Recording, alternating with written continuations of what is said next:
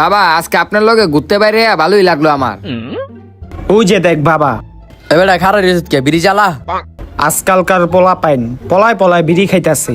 ওরা পরিবারের থেকে কোনো সময় শিক্ষা পায় নাই, জানোস কি লিগা? কিল্লিগা? কারণ ওর বাপেরা অগ কোনো সময় বন্ধু হইতে পারে নাই। কিন্তু আঙ্গ ভিতরে যাতে এটা না হয়, তুই সব সময় আমারে বন্ধু মনে করবি, বন্ধুত্বের মতো আচরণ করবি, ঠিক আছে বাবা?